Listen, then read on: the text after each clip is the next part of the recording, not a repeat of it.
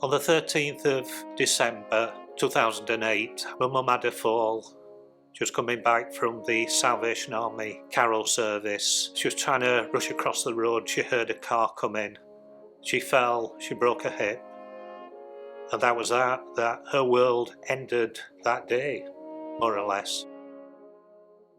She did come back home for one day, about 8-9 months after she'd had a fall. Unfortunately, that enjoyment of being home lasted about an hour, 2 hours when she needed to go to the toilet. She couldn't get there in a wheelchair. My mum looked at me and she was crying. She said, "I wished I could die now." She was moved out to a nursing home, but of course she got no stimulation. The only thing is every now and then somebody would come and feed her, somebody would take her to be washed, that kind of thing. She declined both physically and mentally. It carried on like this for 2 or 3 years. I think I'd gone to see a physiotherapist one day. When I got back, Jean said, "I've got some news for you." And I said, "My mum's died." And she said, "Yes." So I said, "Right, we'll have lunch, and then after lunch we'll go to the nursing home and do what we've got to do, make the arrangements." And that was that.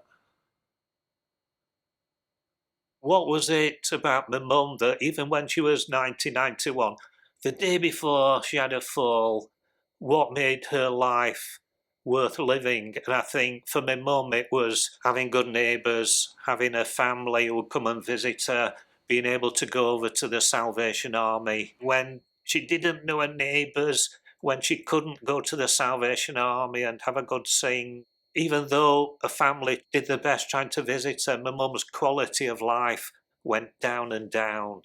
And for her, it wasn't worth living anymore. I've always believed that if you've got such a low quality of life and you've reached a good age, if you want your life to end, then there must be a sensible way of that happening. My mum wanted to die. She got religious faith, and yet for years she was unhappy, and there was nothing I could do about it, nothing anybody could do. We could only wait for her to die. There was something wrong about that.